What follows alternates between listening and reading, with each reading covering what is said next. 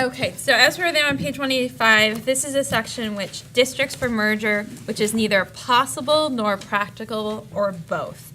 So just to read over the rationale, as a general proposition, when reviewing the districts in this part of the plan, the secretary defers to the legislature's presumption that district would be better able to meet or exceed the educational and fiscal goals of opportunity, equity, and efficiency, and the district schools would be more likely to become and remain viable if it had access to flexible inherent in a larger unified structure.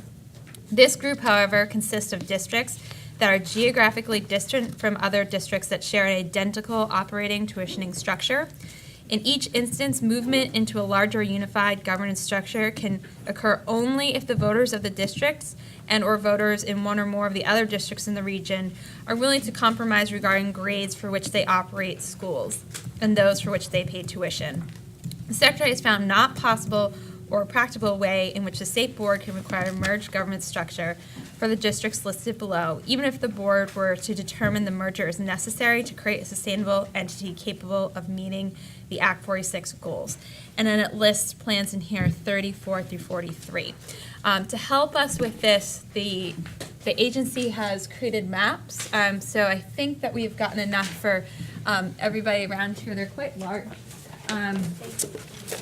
Yeah, so that way we can make sure that have a visual.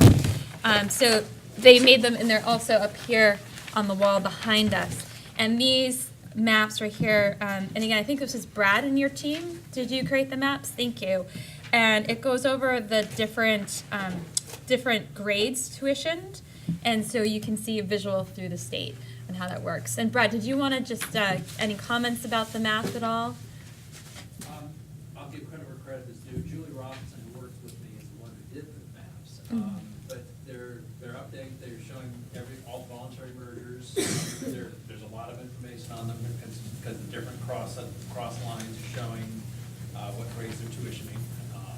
If you see lines that are going in the opposite direction, that in two districts, that means they're part of the same SU, but they may be separated or non-contiguous. Okay. Thank you. The colors? I'm going to come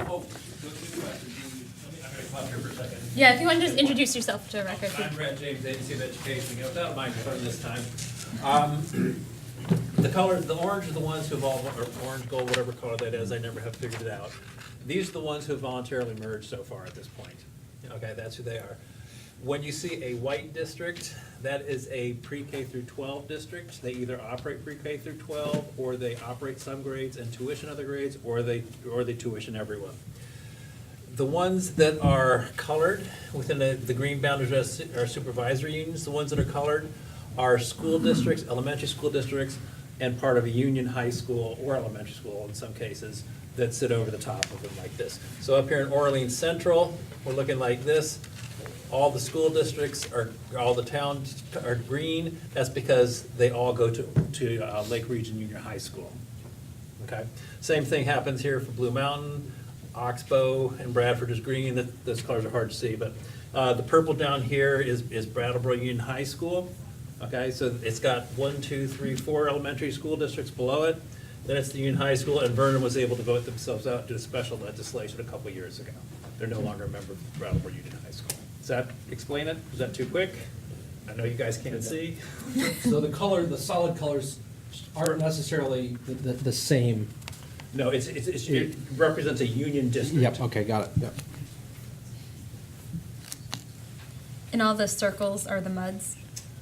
Oh, I forgot about them. Yes, these are the non-members of the modified unified districts. Okay, so there's Cambridge, Huntington, Orwell, Barnard, and Wyndham down there. And this is what the world will look like as of right now, as of July 1, 2019, which is FY20. And we just have a couple extra, do people in the audience want some just in the back here so you can look at it? So it's closer.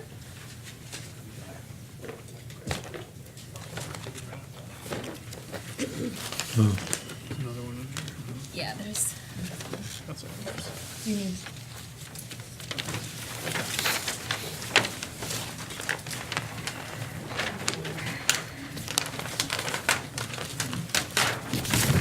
This was an early mistake by the board. we can teach them a pass. Oh, really? The board just got totally bullshit on that.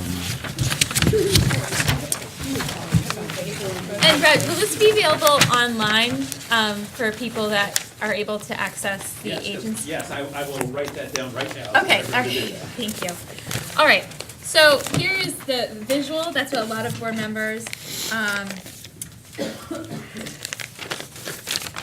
okay, so then we are looking at these groups of schools, and again, these are ones that have operating structures, for the most part, that are unlike the ones next to them. So if we want to open up the discussion to, again, we're going to look at all of these 34 through 43, have a discussion, and then take a vote at the end.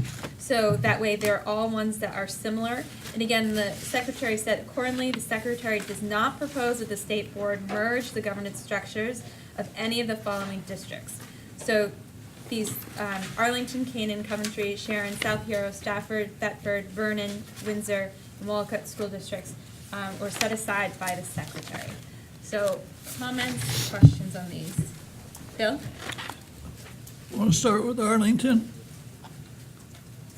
Okay, yeah, Okay. yeah. Well, I get to start this stuff off by saying that I'm not so sure about the secretary's recommendations here on this one. It's a 375-student, two-town supervisory union. Dan could tell us about their relationships with Bennington and Rutland in terms of high school. They used to be part of the Southwest Vermont Supervisory Union until their public sentiment really took them away from it. And so I raise that question. I understand the practical and what have you kind of thing, but it doesn't make a lot of sense to me. I think it's also in the secretary's plan on page 188 that that they're unlike their neighbors, but that the SU, so I think you're bringing up two different. Yeah, I was gonna say, Bill brings up a good point, because there's sort of two issues we need to look at. One is the, whether we agree with the secretary's recommendation on the school district, and in this context, we're specifically talking about Arlington, not Sandgate and Arlington.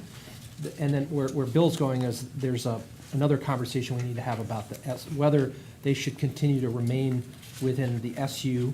It's a tiny SU, I think the smallest in the state. That's correct. Or whether that SU should be dissolved and whether they should be reassigned to a different SU. But I think for the discussion we're having now, I would suggest we not reach into the SU question and focus just on the question of the school district and whether we agree with the secretary's recommendation. Yeah, we have the authority to do that at a later time. Exactly, yeah. And the secretary, as said on page 188, does recommend that. I So, don't see, John? on the school side, I don't see any options. Looking at the map here, unless I'm missing something. Supervisory union issue, I think there's a ton of options. And I think we should do something there. But on the school side, I don't see a viable option. And that's when you go down the list. In Canaan, there's no one else around Canaan.